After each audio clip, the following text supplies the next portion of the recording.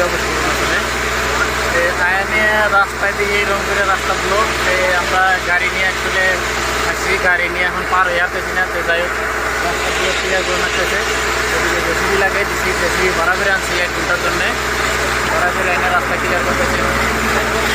একটা বস্তি আছে, এই 10 কিলোমিটার আগে একটা বস্তি আছে, বস্তিতে যাওয়া লাগে আর কি। এখানে বস্তির নাম হলো দিবা বস্তি। তো ওখানে হইলো টাওয়ারটা আর কি, ওখানে যে সোলারটা বানান নাকি। তো যাই হোক আমরা রাস্তাগুলো যদি রাস্তা ক্লিয়ার না করলে তোর গাড়ি যায় না, এই জন্য ভাবছি রাস্তাটা এখন জেসিবি আমার করে আমি তো জানি না, মালিকের খবর আছে। পরে মালিকের লোক কথা করলাম, মালিকে গেছে জেসিবি মালিকের দাদা 1 ঘন্টার পয়সা দেওয়া লাগবো, তাহলে আমি রাস্তা ক্লিয়ার করে দেবো। এখন উপায় তো নাই, বললে আবার সারা রাত এখানে বয়ে থাকা লাগবে।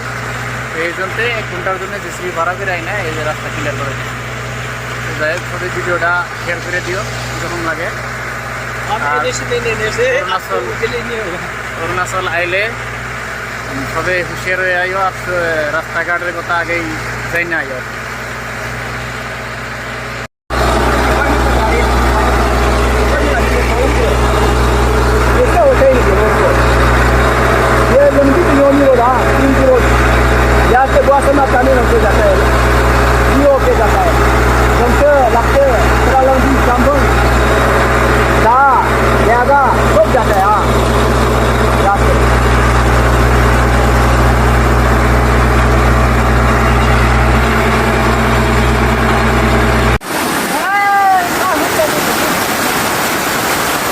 पूरा जर्नर बन जाते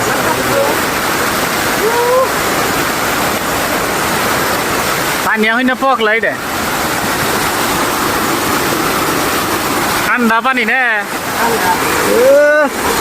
पूरा ठंडा ने गाता है पूरा गाता देखी के ठंडा पानी पूरा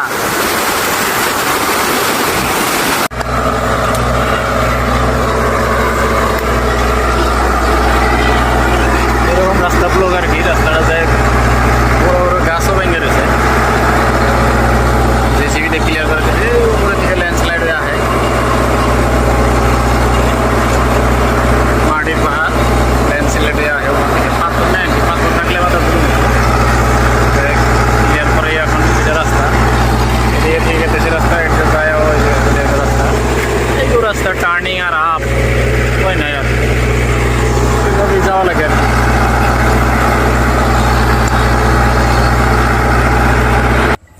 তাইলে কও ভিডিও কীরকম লাগতেছে সবাই কমেন্ট করো আর কি। আর এইরকম দেখো রাস্তা